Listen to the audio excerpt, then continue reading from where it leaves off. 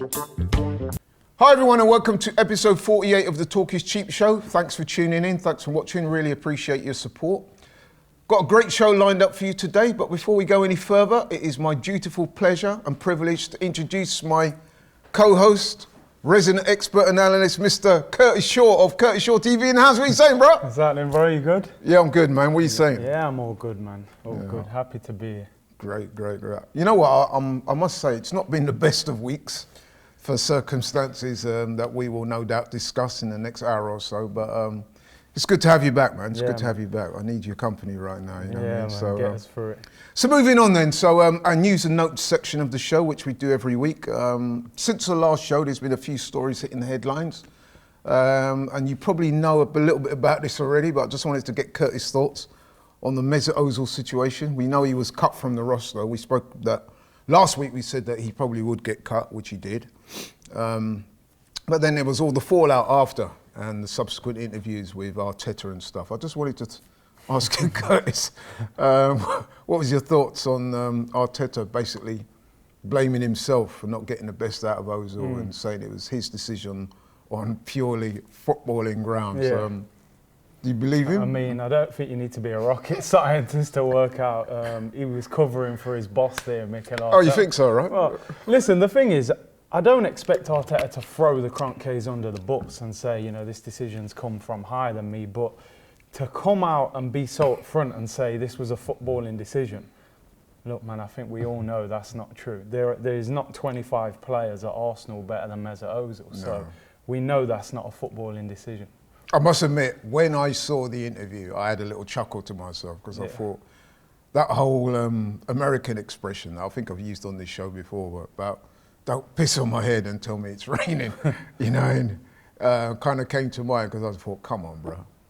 You're telling me, I mean, listen, we've been quite critical of Ozil on this show, and we've taken a lot of stick from some of the, for the viewers for doing so, but we've just been honest.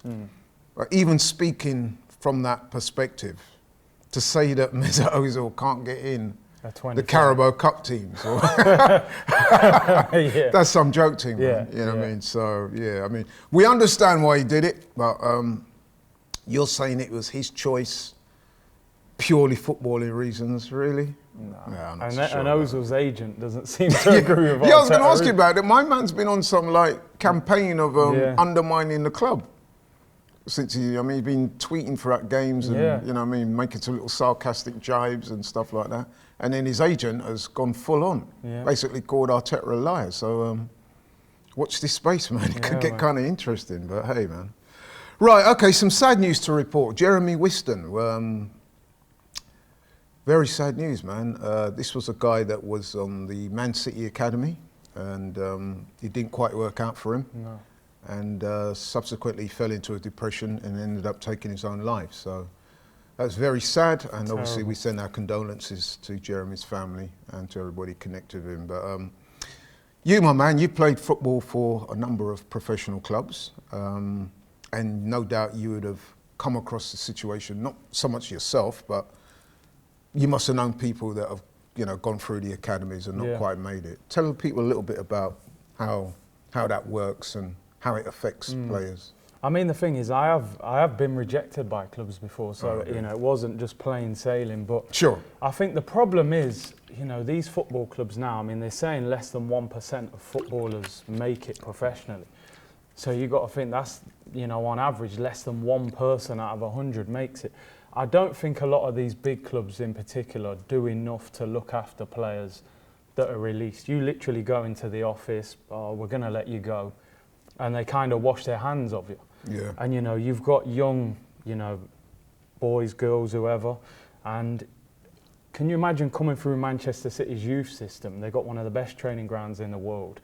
You must be on such a high being at that club, and all of a sudden they get rid of you. You're 16, 17, you're probably struggling to get another club. You may have to get a regular job, and you know, that high to low, it's very difficult to balance, man. I know a lot of players who've suffered with depression after leaving clubs, man. And I think clubs have to do a lot more to help them. Yeah, you're right. Yeah, I mean, I know in Jeremy's case, I think his family come from Malawi in Africa to England, and obviously from a young age he's had this dream of being a professional footballer, and it was cruelly taken away from him. And very sad. But again, our condolences go out to his family. On a slightly a much happier note, Marcus Rashford, the work he's doing, man. Yeah. Sterling work. Legendary. Honestly.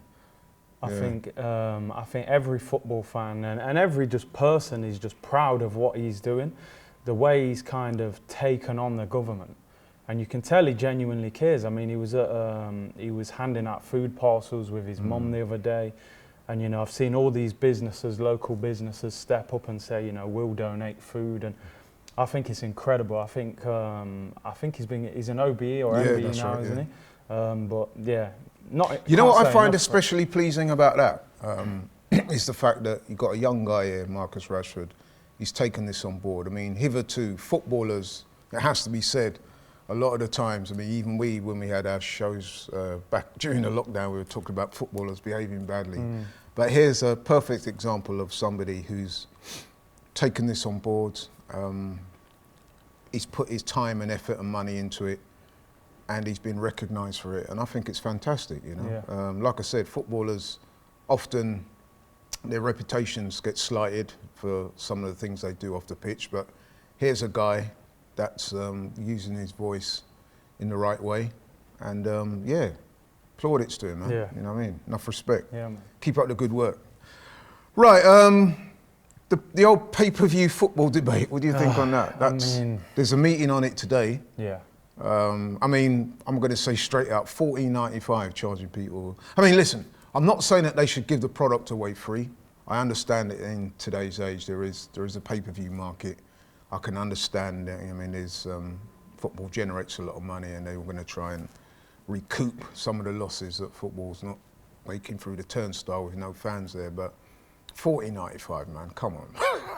That's way too high. What's your thoughts, Chris? I mean, I know football clubs are trying to make money because, you know, there's no fans in the stadium, but I think $14.95 for one game of football, I think is a disgrace. I think, you know, they're not giving the product away for free, because the majority of us, you're paying for Sky, you're paying for BT, you know, you're paying for all these things to be able to watch the game. So you're going to charge me an extra £15 to watch one game. And Burnley versus West Brom. If there's anything like the game we watched the other night against Leicester, you know, I wanted my money back after that game. No, I mean, these football clubs... Not money back, I want my 90 minutes of my life back. Time is money, man, you know. No, these clubs, man, I mean, even, you know, the kits, 3 kits a season, you know, children's football kits now, £70 odd to get... They're making enough money out of us. We're in the middle of a pandemic. They need to drop that. If they're going to charge, which I understand some football clubs, they're going to try and make money, charge a few pound for the game. £15, it's ridiculous. £15 is overly excessive, and we've got to be careful that the game doesn't end up eating itself, because this is just crazy. And what I would say as well, finally on this, is that, and we was talking about it in the office today, is that don't you think that if you're a season ticket holder, there should be some way you can access the game without paying at all? So, for example, if Arsenal are playing Leicester, and you know, they're thinking of charging for that game, then if you're an Arsenal season ticket holder, why should you have to pay any more? There should be some system whereby you can access the game free of charge. But anyway, like I said, there's a meeting being held today, and hopefully that will be resolved in the right way. And I just want to briefly touch on our AFTV FC team. We played another league game this week. Unfortunately, it wasn't that successful. Curtis, what do you want to say, man? No comment. No, we can't be accused of, you know, only sing when you're winning kind of thing. It wasn't a great performance. I thought the other team, they had a good go at us, to be fair, but maybe we were a little bit complacent. The fact we won last week, and this week maybe they expected just to win, but... Well, you know what, I do say, because I help in the running of the team, I do want to say that fair play to the team we played, Infernos FC. They thoroughly deserved their 3-1 win. There was a time in the game, though, because they scored first, and then they quickly got a couple after, so it was 3-0. And then we did show a bit of fight. We got a goal back just on the stroke of half time, wasn't it? So I was honestly thinking that come the second half, we'd be able to get momentum going and maybe come back. But to be fair, to Infernos, they kept us quiet for pretty much most of that second half. So fair play to them, they deserved the win. And we go on next week. But anyway, right, okay, back to the ARSLEI thing then. Since the last show, we went to Rapid Vienna. We got a 2-1 win. Yeah. Did go a goal down in the game, but we managed to get the win, courtesy of Mr. Aubameyang. But what was your thoughts on the game overall? I think this is going to be very quick. Yeah, very quick. I think it was a bit of a... it was just a typical like Europa League group game. I think we expected us to be a little bit more convincing. To be honest, we picked quite a strong team. Leno had a bit of a shocker, shall we say, but we got away with it. Not a lot else to say. It's not a game you're going to look back on in a year and watch in your highlights. No, definitely not. No. I don't think there'll be any DVDs in that game. I mean, the important thing is we got the win and we go again. So yeah, that's it. At least we got the campaign off to a good start. Right, okay then. So moving on again then. So and this next segment will incorporate the Leicester game. So Leicester City. At home, coming off the back of that poor performance against Man City, we really needed to win this game. Didn't quite work out. We lose the game 1-0, and it has to be said that after the game there were some pretty forthright opinions being expressed, as it was so at the live stream. I know Troops lost it, but a lot of people felt very deflated, and subsequently, it would appear that a lot of people now are starting to voice some opinions in the direction of Arteta that are not very favourable.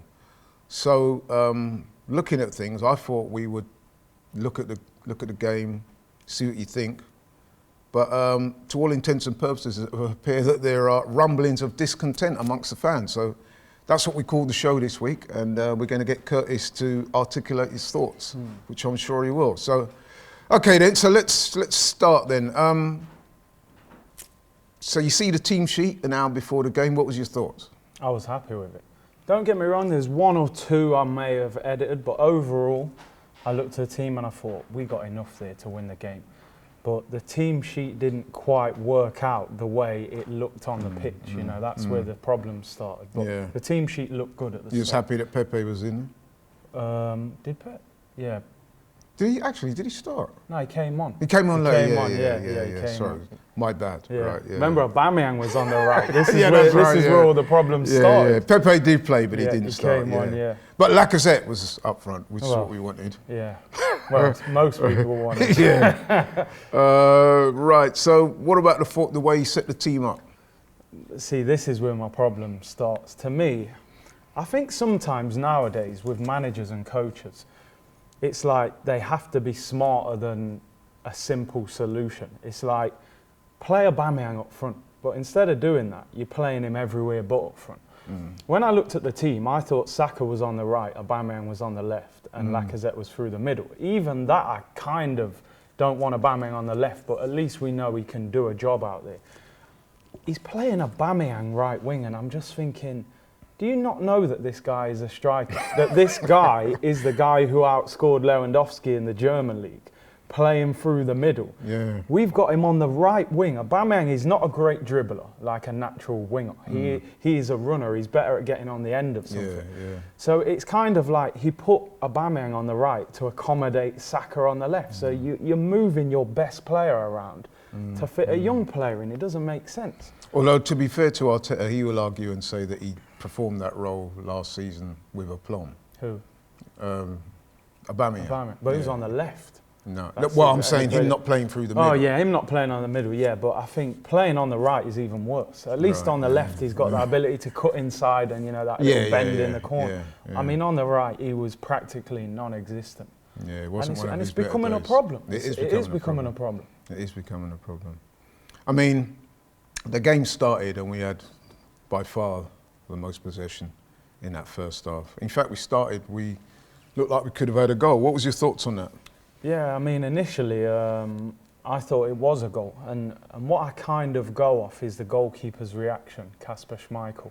Usually, when a goalkeeper thinks he's been impeded, the first thing he'll do is look at the linesman, arm up, ref. If you watch that replay back, Schmeichel's on the floor kind of like bemoaning himself that we've conceded. And, you know, and then they show the replay, and I don't think he saves that whether Xhaka's there or not. So I don't think it made any difference. It's one of them. I think you know what, I've got to makes agree it with you look there. worse. I think it's a 50-50 because I must admit, when I saw it, at the time I thought it was a goal. When I saw the replay, I thought I can see why it wasn't given. Because he was close to Schmeichel, But I mean, in circumstances like that, well, especially when it's 50-50, and I'm not just speaking as an Arsenal fan, I'm speaking as a football fan in general. You like to see the goals given, innit? Football's about goals, right? So I think to chalk that off was a little bit unfortunate. And I have to say that given the way Leicester had been set up in that game, if that goal stands, I don't know it's an if, but maybe and all the rest of it, but if that goal stands, that is a very different game because we're very early into the game. 1-0 Arsenal 1-0, they've got their tails up, and Leicester are going to have to think again. They're going to have to reformat and try, and they're going to have to come out and try and get back in the game, which obviously opens them up to be countered. So it's a very different game. So that was quite a pivotal moment, to be honest, because I've got no doubt if that goal had stood, it would have been a different game. Leicester would have had to change their tactics. But to be fair to Leicester, they were very disciplined. They're well set up. The manager got his tactics right, and they defended well. And I thought that we lacked, not for the first time this season, creativity. I knew you was going to say that. No, but it's true, isn't it? We lack creativity, we lack penetration. And the longer that game carried on without us getting a goal, I could just see what was going to happen. I think everyone knew. The script was written, wasn't it? It was, man. Vardy's coming on. You don't have to be Nostradamus to see what was going on. You knew what was going to happen. The longer that game went on without no goal, I'm thinking to myself, any minute now, that board's going to come up. Vardy's name, and then that's exactly what happened. And the thing was, once David Luiz comes up, because David Luiz doesn't get a lot of credit from Arsenal fans, but I think he's been instrumental in Gabriel settling into the club, playing with a fellow Brazilian, you know, left foot, right foot. And, you know, it's no coincidence that when David Luiz comes off, Mustafi comes on and our defence is all over the place. The worst thing about that, Gabriel is actually telling Mustafi. Yeah, he was motioning to him. And Mustafi's just there like, oh yeah, just jogging around, what's happening? You know? And to make matters worse, as if that ain't embarrassing enough, this guy apparently rejected a new contract. Gosh. We're offering him a contract. What's that all about? Well, you know, crazy, bruv, honestly. I'm surprised you rejected it because he must know of our history of offering people contracts like Ozil. Yeah. You should have said, well, you know, I mean, I'm onto a good thing here. I'll take Jesus. it. You don't, if Arsenal offer you a contract, you don't turn it down. You take it. It's probably in your favour. But to go back to that goal, man, I mean, it was so disappointing to concede like that. Terrible. Terrible goal to concede. So basic. Because you don't have to be a connoisseur of football to know that that was going to be Leicester's tactic. So the guys just come on. Bloody hell, come on, just... Stay tight to him. Yeah, you know what I mean? That's their main threat. And the thing about that goal as well, if you look at it, and I've looked at it a few times now, Mustafi was nowhere near it. He's so far behind. He made Vardy at that moment look like Usain Bolt. For real, man. He did. He wasn't even in the frame of the No. It was terrible, man. And man, I mean, we were bereft of ideas. Certain players were poor. We said Aubameyang didn't have one of his better games. Nobody did Lacazette. Pepe, come on, he didn't was really do non-existent. It was just a calamity, man. You know I think it's a collective issue with Arsenal at the moment, how we're playing, because none of our attacking players are playing well. And I think a lot of that is down to the manager. I'm sorry, I have to, and I said this before, right? And this is a fact. Aubameyang under Unai Emery won the Golden Boot in the Premier League. Lacazette won Player of the Season under Unai Emery. I'm not saying Emery's a better manager than Arteta, but you know, he had the attacking players playing well. You know, we've kind of given up the attack to defend better, but we've lost 3 games out of 6, so we're not defending that great. No. And like you were saying to me earlier, you know, out of the 3 games we've won, we beat Fulham, who, like you said, Yeah, it was food. Yeah, that's food. That's food. That's free food. You know what I mean? Sheffield United, we were hanging on. Yeah. They hadn't even scored a goal till they played us, and they scored. Yeah. And then West Ham, you know. And to be honest, with the West Ham game, I have to be honest and say we were slightly fortunate. We were fortunate because Antonio. I mean, don't get me wrong, we didn't play badly. No. But we didn't play that well either, and I thought West Ham could easily have come out there with a draw. Yeah. So it wasn't an overwhelming win. And then, yeah, like you said, Sheffield United, it took till the second half and Pepe coming on to us to start looking good and get the win in that game. And then Liverpool, we were beaten comfortably, let's be honest. And then Man City, you know, I don't go along with this. Oh yeah, you know, you only lost 1-0. Why didn't you celebrate the 1-0 defeat? Progress.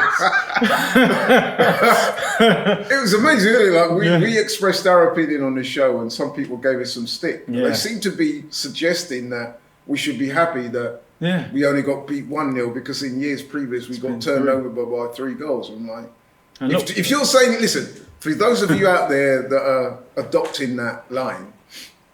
If you're saying that that is tangible improvement, then okay. But for me and Curtis, I'm sorry, that wasn't good enough. And to make it worse, they just drew with West Ham, and West Ham were all over them in the second half. Yeah. Antonio scoring bicycle kicks. Well, that's what we said on the show, basically, wasn't it? Yeah. We felt, and we honestly did feel this, that game against City, we thought they were there for the taking. Yeah, definitely. No De Bruyne, we're only half. No, I'm not even sure if he was half. No, Sterling as well. Sterling, yeah, and in the end, I felt they beat us quite comfortably. Yeah. Okay, the scoreline may not suggest that, but in terms of, I can only go with, you know what I mean, with what I see, and I thought they beat us quite with something to spare. And I know, listen, I don't want to go back over that, but in terms of this game, man.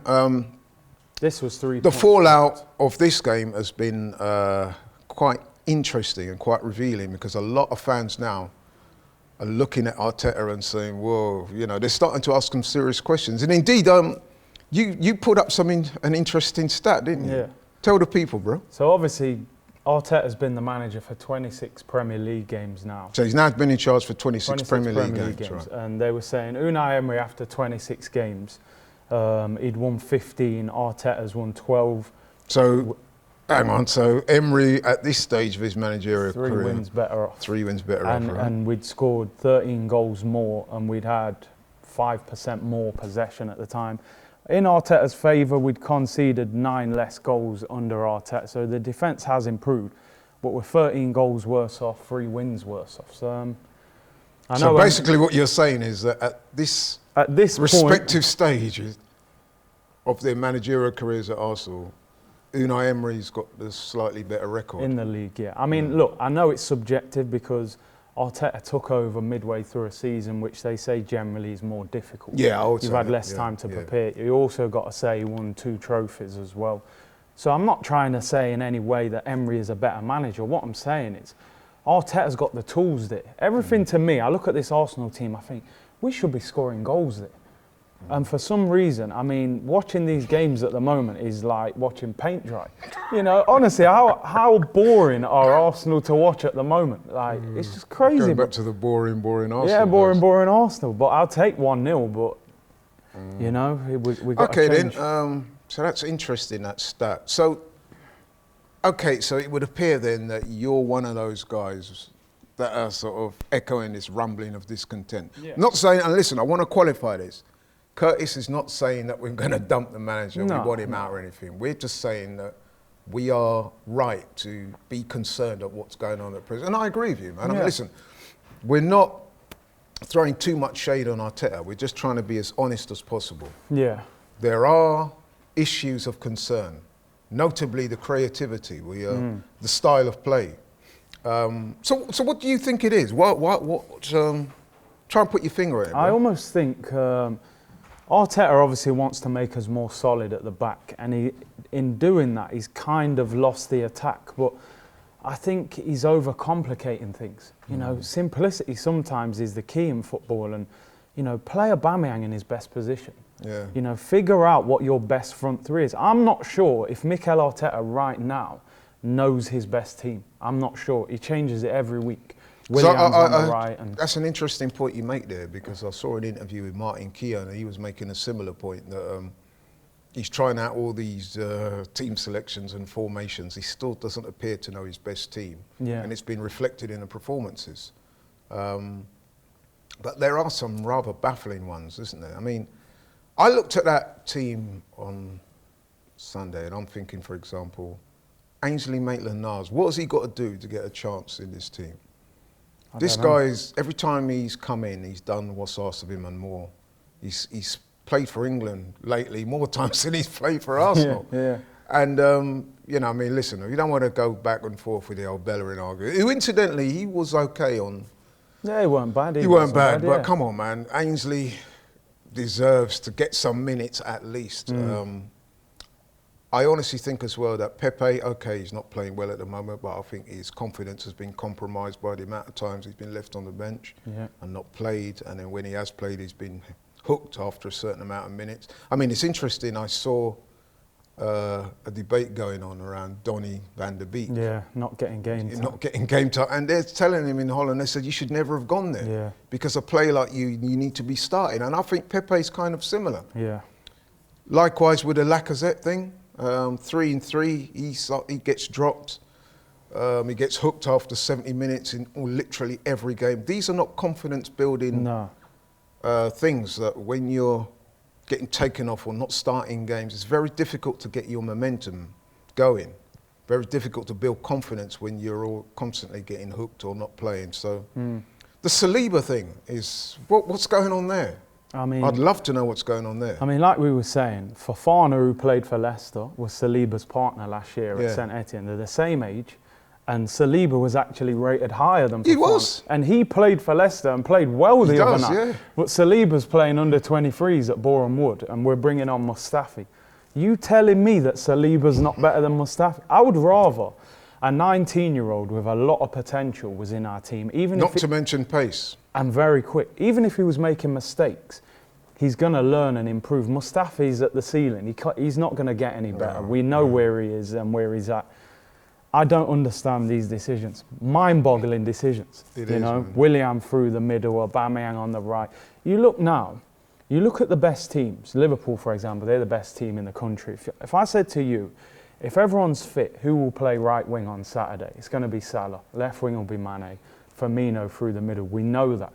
With Arsenal, you don't know if Aubameyang's going to be right, left, through the middle. Willian could be up front. Well, we know that he's not going to go through the middle. Yeah, he won't be through the middle. You know, he might play in defensive midfield or something. But yeah, we know he's going to be everywhere except for the place he should be. There you go. You know, Lacazette might start. He might be on the bench. One thing you know, every time Lacazette starts, you go, right, 70 minutes. Eddie's coming and more importantly, he's thinking that as well. Because if me and you are thinking that and the people out there, he's thinking that as well. I've got 70 minutes, I've got to score. Because if not, I'm off or I'm not going to play next week. These things, and listen, I played a little bit of football, you've been a pro. It's bound to affect your performance on the pitch. Yeah. I mean, because you're basically asking the guy to be an impact player every single game. Yeah. You know what I mean? You know, you see Harry Kane and Son and all those guys. Even, they're scoring now, so it's an easy thing to say. But even when them guys are not scoring, 90 minutes. They're getting, first of all, they're getting in the team. Yeah. That's beyond question. And they're going to do the 90 minutes unless something untoward happens. Yeah. Very rarely are those guys going to get subbed. That's why you find, going back to Tottenham, that they find it very difficult to get a number 2 for Harry Kane because he ain't coming off. He ain't coming off. And he's not, you know what I mean? And he's going to be playing every week. So if you go there as a number 2 to Harry Kane, you're not going to get no work. Yeah. Anyway, to bring it back round, I think that the problem that Arteta has created for himself in many ways is that he's a deep thinker of the game. Yeah. And I honestly think he overthinks things. Sometimes in life, as in football, as in sport, you know, like you said earlier, you do the simple things, you do it well. You know, it's basic. You put the right players in the right positions and you ask them to do the job that they're good at. Yeah. The reason why they were brought to the club for. The minute you start tinkering around, putting people out of position, you know what I mean, playing this man here, playing that man there, and it's not his rightful place, you're asking for problems. Yeah. And we've definitely got a creativity problem. So we've had it for a while. How are we going to solve it? I think he has to set us up different. He's got there's certain players who he like hangs on to, and I always say with players, with the top players, you can't fall below a certain level. If you have a bad game, stay at like 6 or something, you know what I mean? We've got players, when they have a bad game, they're at 3s and 4s. Like, Granit Xhaka, for me, has got to come out of the team. I think we're carrying him at the moment. It's crazy for me to say this, right? But I would even prefer El Neni in the team over it. Wow. Just for the general fact, the guy moves the ball quicker. This guy Xhaka is just too pedestrian. He's too slow. You look at the midfields of the top teams, there's movement, there's speed in there. I'd like to see Ceballos and Partey with Willian or Saka in that 10 role. I think you've got to get Pepe on the right, give him a run of games, let him build a partnership with either Ainsley or Bellerin. But, you know, wingers and fullbacks build partnerships. Look at Trent and Salah at Liverpool. They are almost telepathic now. Get Aubameyang through the middle now. Even if Lacazette's got to go on the bench for a bit, you've got to give this guy a chance through the middle. I agree. So, okay, so you've heard our thoughts. I'll be very interested to hear what the people out there watching the show think. Do you agree with us? Do you think Arteta's overthinking things and he's making a mistake of playing players out of position and not selecting the right players? Or are you happy with what he's doing? Do you think he's been a little bit unfortunate? So, for example, like we said earlier, had that goal, had that header from Lacazette counted in the early parts of that game, it could very well have been a different game and we'd be having a different conversation now. So do you subscribe to that view, or do you feel that Arteta's making a number of mistakes which he needs to address urgently? Let us know what you think, man. But the one thing I would say about football is that when you get a bad game, the one good thing about football is you get an early opportunity to try and put things right. So we enter into another week, 2 games in 4 days. Europa League game first against Dundalk. The mighty Dundalk. You need to be careful how you say that. So we don't want to upset our Irish viewers. But listen, we got the game against Dundalk. No disrespect to Dundalk, but it should be a fairly rudimentary win for us. Should be. Yeah, if it's not. I had a little look at Dundalk. They're currently 3rd in the Irish Premier League game. They've played 16 games. They've won 7, drawn 4, lost 5. They lost their last game at the weekend to Waterford. They also lost their previous Europa League game to Molde of Norway 2-1. So, like we said, we should be going there and winning. Yeah. You know what I mean? So it's as simple as that. Yeah. We should go there and win. I don't know. What do you think about the team you're playing that game? It's going to be interesting. I think maybe a few younger players will come in. I mean, I'd like to see Smith Rowe play. Right. Maybe Nelson as well. You know, we could have played Saliba, but you know, we never registered him. But that's another debate. Maybe Ainsley will get some game time in this. Yeah. I mean, the interesting thing about this game against Dundalk will be when we see the team sheet, you'll get an idea of who's likely to play on the weekend, Sunday, which is the big game. Yeah. Okay then. So I think we would agree then that we'll beat Dundalk. Right, because if we don't, we've got some serious If we don't, problems. this show will be going mental next week. And then, of course, at the weekend, massive game against one of our big rivals, Man United, but it's away from home. We haven't won there in a number of years. Was it you was telling me you haven't won there in 14. Yeah. In the Premier League, 14 years. And I was at that game.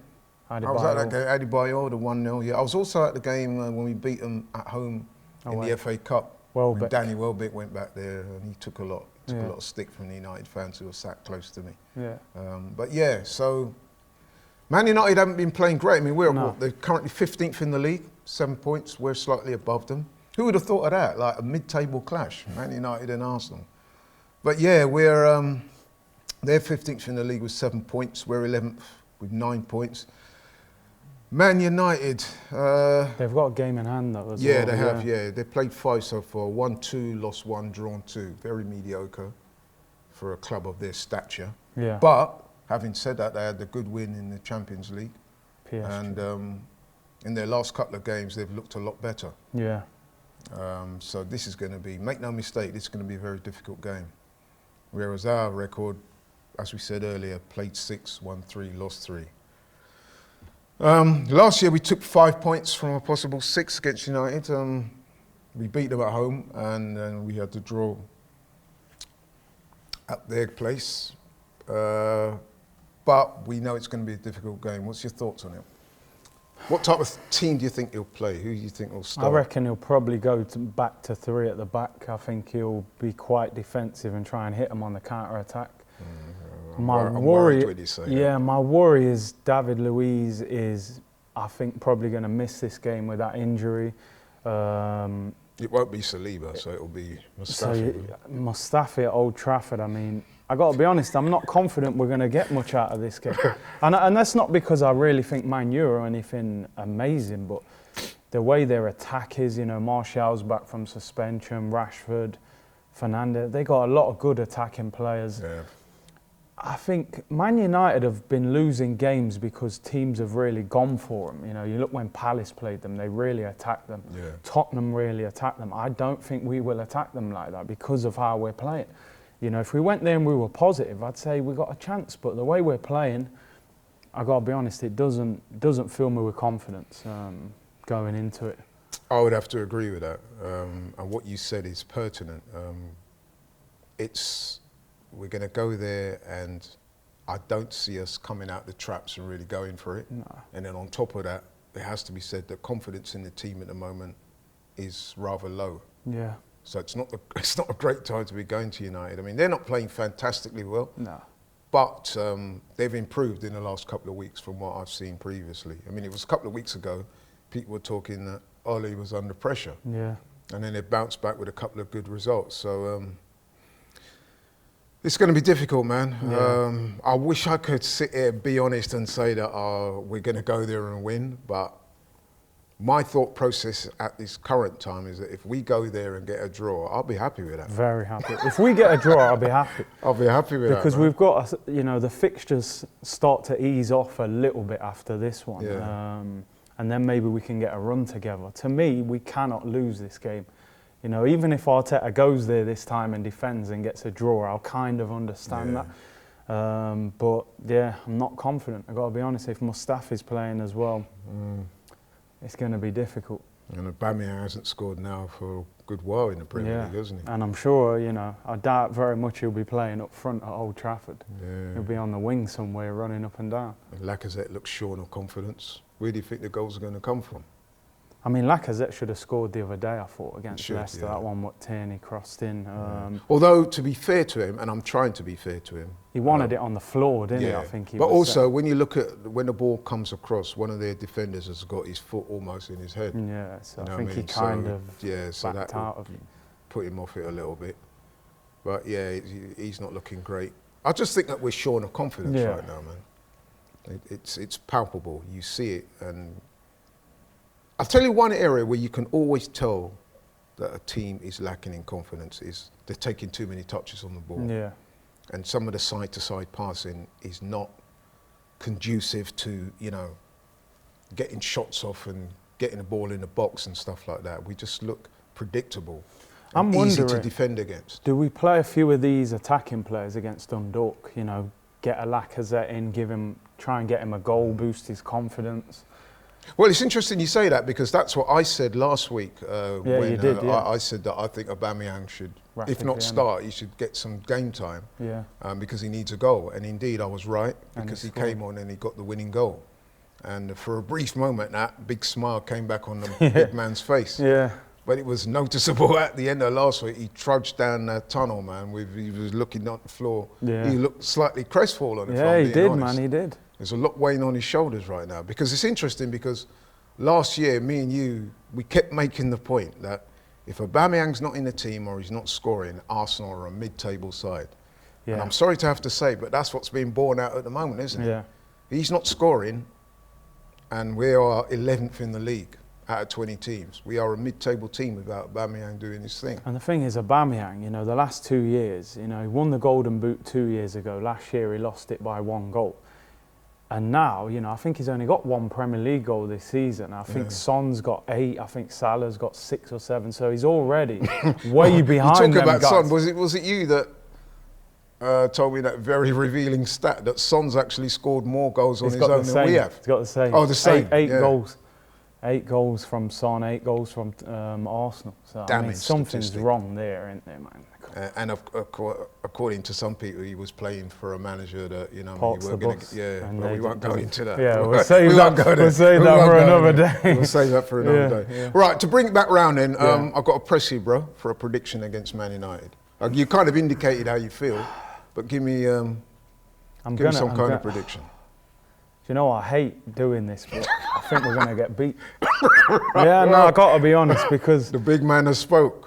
Do you know what? I hate and he's doing not spoke favourably. I hate doing this. I hate saying that Arsenal are going to lose a game, but in my head, Mustafi in the team at Old Trafford, the way we're playing, I can't, because we're so defensive, I can't see how we can win. Almost like I don't.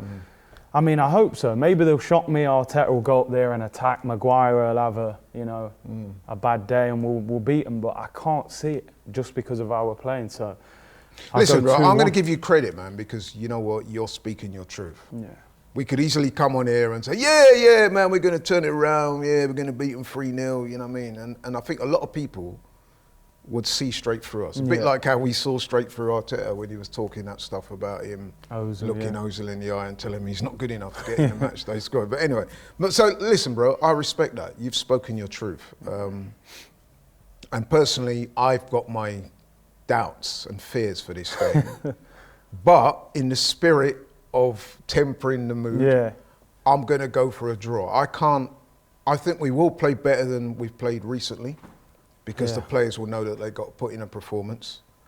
But I think the best we can get out of this game on current form and the way the vibes are at present, if we get a draw in this game, 1-1, I'll be very happy. Yeah, same.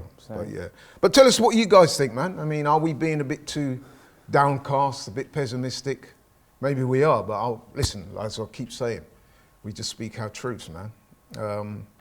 But right, we're coming to the end of the show, bro. Man. I've enjoyed hosting the show. I've enjoyed having you on. You're a great guest as always. Very insightful, very informative. Tell the people what you'll be doing this week, apart from watching the games. Hopefully these games get a little bit better, man, because the streams are hard work, aren't they, when they're playing like that? So, look, listen, when we're winning, man, them streams are amazing. Oh, they're amazing. You're celebrating. It's so good to be talking to all the guys. Everyone's hyped up, but when we don't win, it can be a bit painful. But hey, let's hope. We move on, man. We keep going. But the people out there, make sure you take care of yourselves. Make sure you're following the government regulations with regard to COVID. Keep yourselves well, and COVID-free. My man Curtis, big up, bro. Thanks for coming in. I've enjoyed having you on the show as usual, and we're out. See you next week.